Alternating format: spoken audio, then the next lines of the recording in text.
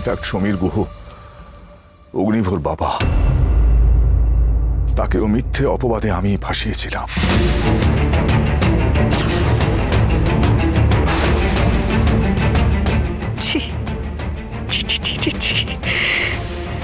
কথা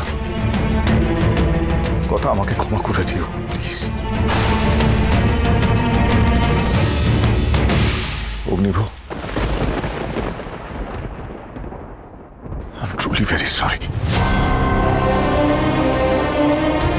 তারপর গুলবাহার, নরখাতক গাছ, আর কতটা নিচে নেমেছেন আপনি? আমি তো ওসবে ছিলাম না, বিশ্বাস করো। আমি ও বিষয়ে কিছু জানি না। হ্যাঁ, আমি একটা কানাঘুষো শুনেছিলাম যে নরখাদক না কি একটা গাছ পাঠানো হবে, কিন্তু এর বিষয়ে আমি কিচ্ছু জানি না। বিশ্বাস করো, আমি কিচ্ছু জানি না। আমি তার আগেই তো আমি ঠিক করে নিয়েছিলাম আত্মসমর্পণ করব। ইনফ্যাক্ট তোমার সঙ্গে দেখা করে আমি বলেওছিলাম আমি কথার সঙ্গে একবার কথা বলতে চাই, ওকে সবটা খুলে বলবো বলে আমি নিজের দোষ ভুল সব স্বীকার করবো করে আমি, কিন্তু আমি ওর মধ্যে ছিলাম না, বিশ্বাস করো কথা। আপনি আমার সারা জীবনটা কালিমালিপ্ত করে দিলেন। ছি!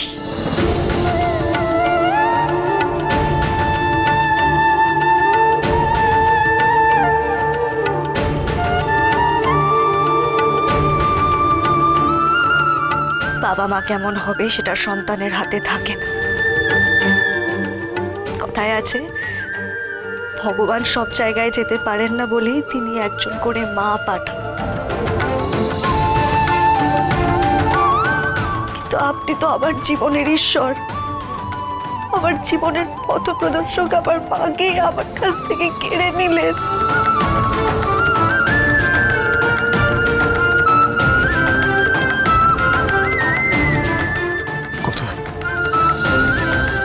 কথা আমি আমার কৃতকর্মের শাস্তি পেতে চাই।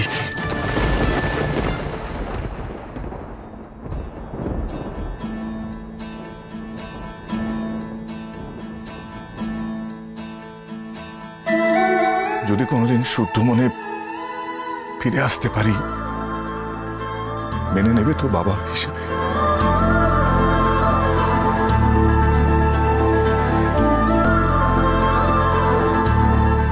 বুঝতে পেরেছি, তোমার উত্তর বোধহয় না, তাই না?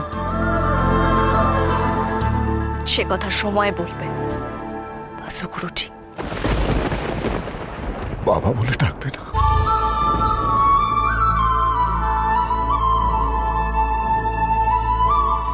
আপনার মেয়ে রেচা কোথায়?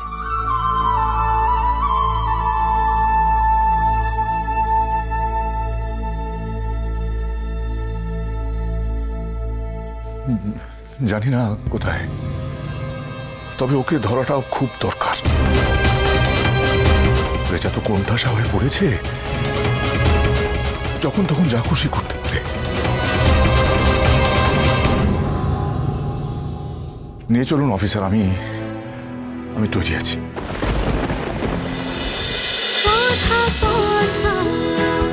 কথা সোম থেকে রবি প্রতিদিন সন্ধ্যে ৭টায় স্টার জলসায় ও জিও হটস্টারে।